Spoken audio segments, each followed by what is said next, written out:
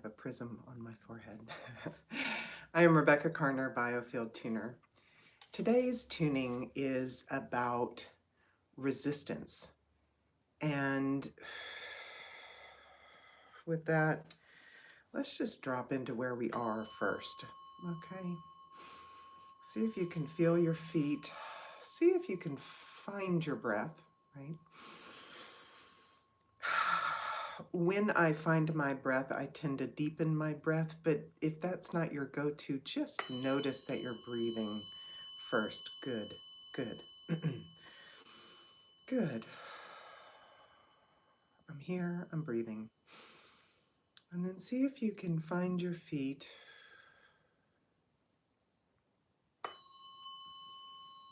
And drop into right here today. Right here, right now, today.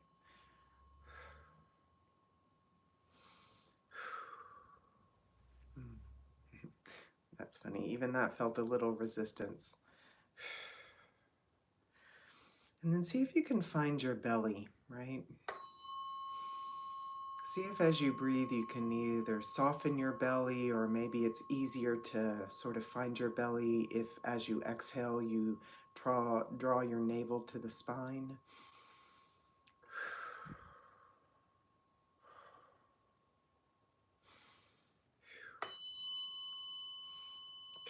God, resistance, even just talking about it.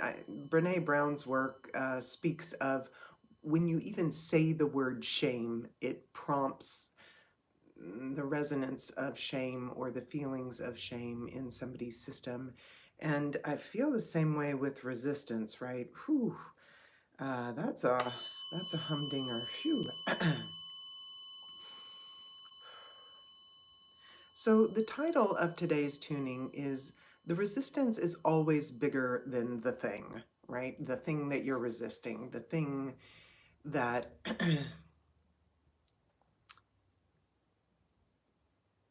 I guess as I really listen into it, it's the thing that feels like a no, but we're either having to do it anyway or feeling like we should do it anyway, or I mean, sometimes it's about having to do it anyway, like root canals and things like that, right? Wow, it's really hot. But so much of the resistance, okay, so if you think of resistance like friction, it only slows you down, creates heat, and not warmth, but heat, right? Um, so sometimes the sentiment, the resistance is always bigger than the thing, is true, because even if the thing is pretty yucky that you have to do or go or live into, to resist it only adds, right? So sometimes there's an additive quality to resistance. And that is true. It's sort of, it's bringing up the phrase, adding insult to injury. And sometimes the resistance has that function, right? Wow, the heat, you guys. Okay, shoo. And I'm wanting to sneeze for no reason. Here we go. Let's release some of this. Whew. Wow. All right. Even talking about it made the sneeze die down. Okay. Can't make that up.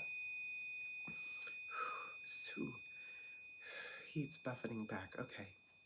So sometimes there's the additive quality. If something is already gonna, suck a little bit, let's just say the thing. Sometimes life is hard. To wax positive, you could say challenging, and sometimes it just straight up sucks a little bit. But if you resist it, it just adds more, right? It adds more friction to the already things. And so that's never going to help. But so many times, the resistance That might be hard. I don't know if I'll succeed. I'm dreading it because I just know that blah, blah, blah, blah, blah. And then you go and do the thing, you see the person, you go ahead and dive into the research or the understanding, you go ahead and show up to something, and then it wasn't that bad. Oh, and then you realize, wow, I spent, 3 weeks dreading this thing. And, at the end of the day, it wasn't that bad. Right. Also, the function of that, too, if you spent 3 weeks dreading a thing, you can color the experience of it from having deployed your energy towards the resistance of it.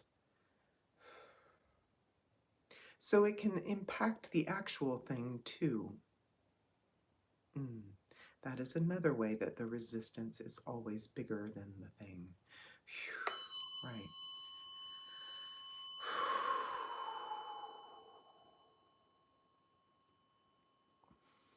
So, among other things, I am a biofield tuner, and the developer of and rememberer and creator of biofield tuning as a practice, Eileen McCusick, she talks a lot because the method of biofield tuning applies frequencies to the electromagnetic field. And wow, it's really hot. That's right. And sometimes people, it's easy to get caught in our stories. It's easy to get hung up on any number of belief patterns and systems. But in the end, what we're doing is we're reducing the noise transmissions in our field, right? We're reducing the noise. And so a clearer, right? So imagine back before digital radio, when you scrolled through and tried to find a radio on a radio dial, for those of you who have seen that in life or in movies, there were moments when you were coming up on a radio station, but it wasn't really clear. And you could kind of hear the song, but you could hear it so much better. You could hear the music, you could hear everything so much better when you were on the radio station, when you reduced the noise in the signal. And resistance is, in fact, noise that we have control over. Resistance, our measure of resistance of anything and everything, is noise that we have agency over. So let's deal. Nice. Yeah. And it's not about judgment, because that would just be, why do I, okay, yeah, so you can't resist your resistance. Okay, let's not get meta about the whole thing. Okay. Whew, all right, let's shake that off. All right, so we found our feet and we found our stomachs. Let's shake that off a little. Okay, great.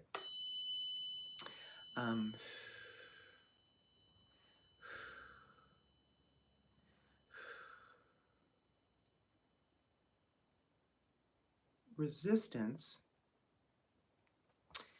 is noise that we have control of the volume dial on that.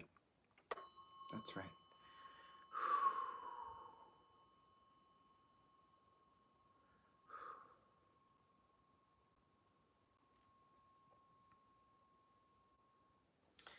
Let me switch. I think I started with the 144 and then I switched to the 174 for anybody who's a tuning fork geek out there.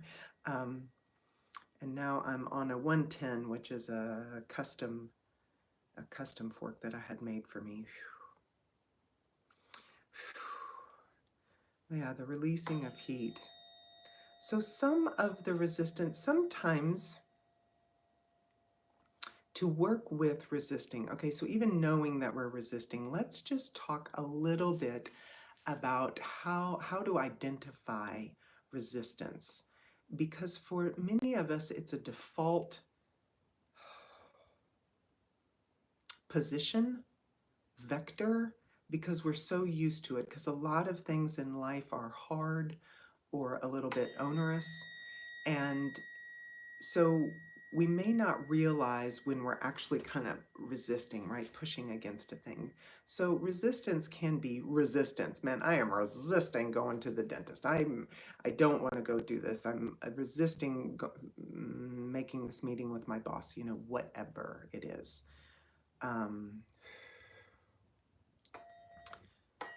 But resistance can also be this kind of low-key dread way down in the background, right?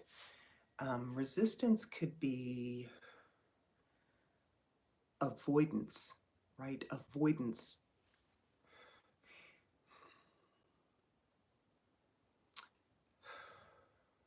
Yeah, avoidance is resistance. Ooh, there it is. Avoidance is resistance.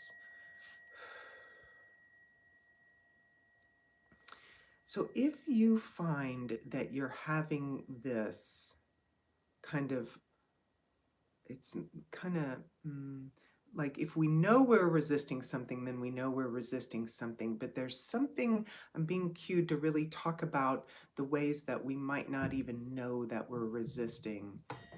And it's like anything that makes you feel like Eeyore from Winnie the Pooh, right? Oh.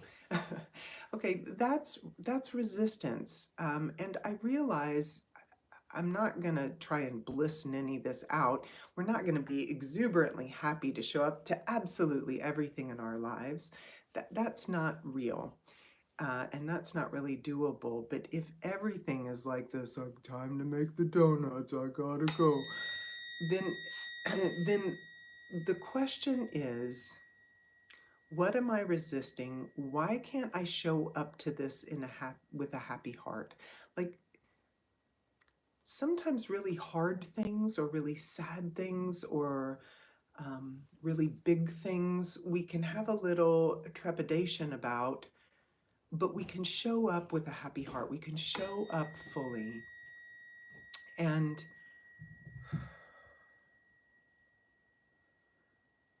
then even the things that are yucky and sucky, we can still sort of show up friction free to those things. And that's up to us. There we go. There we go. All right. Whew, let's brighten. Yeah, let's soften the edge on that. Nice. Nice. So I just switched from 110 to, I doubled that, 220. This is my 220 fork, which has a funny tone, but to me, it like rounds off. If there's any sort of jagged edge or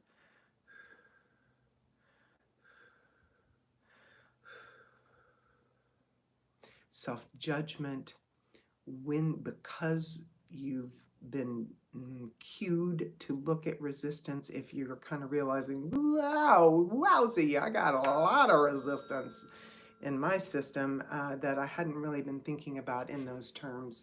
If you are kind of bumping up into that, if you can imagine kind of softening the edge on that and just think, wow, okay, cool. I learned that today, so now I can shift it. She just said that this is, this is the volume dial that I have control over. So don't get overwhelmed. Just realize, ooh, I can soften that. I can dial that down. Whew. Nice. Nice. And then next, nice. Let's just stay with that. Now I'm going to switch to my 528. And let's do several strikes with this and see if after we soften the edge of kind of realizing resistance, realizing that we have agency over it, how to identify it. And the minute we identify it, that means that we have an avenue of influence. That means that we can work with it. If something is just kind of blowing past us, if you don't know a thing, you can't engage with a thing. But when you can identify a thing, you can work with it. Ooh, so, all right, I'm going to do...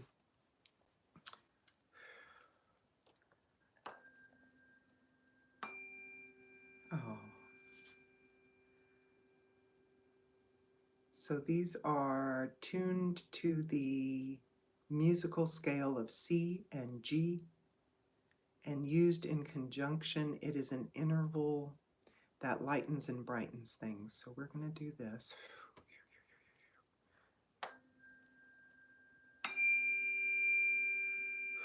Another big release of heat. Great. Resistance is always heat. It's friction. It's the grindy. But we become habituated to it. We don't even realize some of the ways that we're dragging ourselves through life.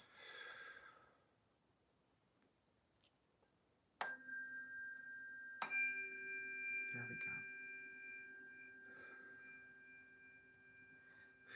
Great.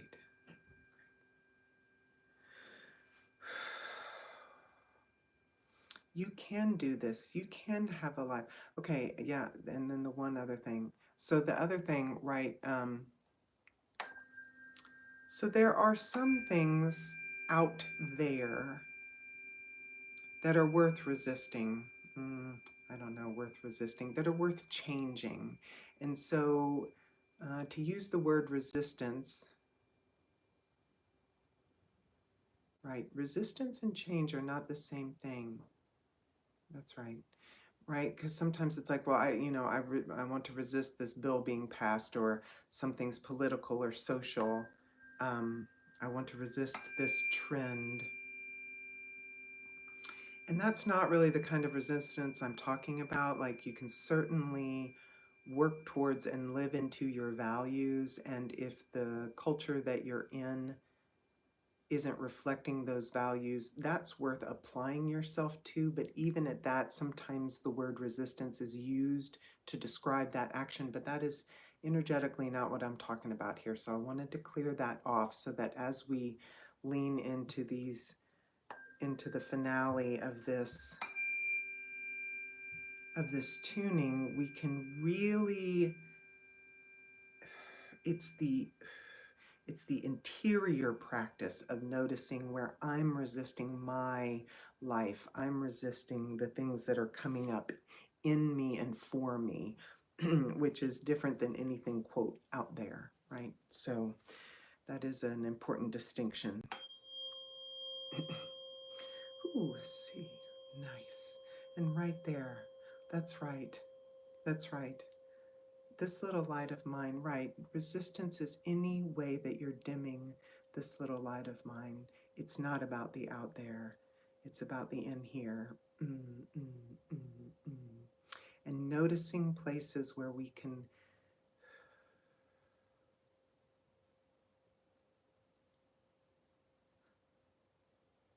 increase the ease.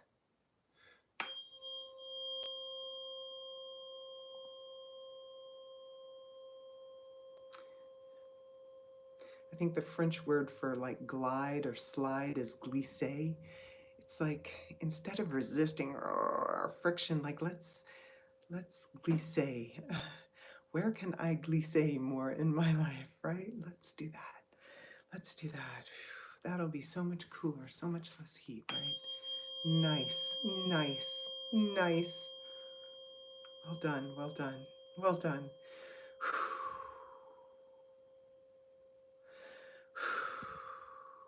Breathe through it. What if my next steps forward were nice and easy?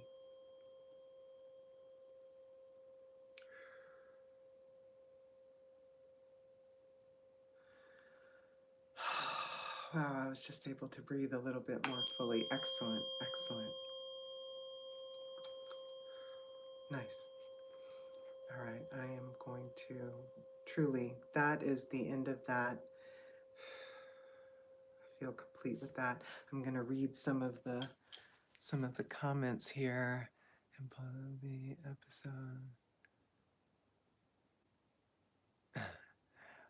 Thank you so much, Kenny, for writing in. I think I don't even know how to scroll through these. This isn't my forte. Thank you, everyone, for the compliments. I appreciate them.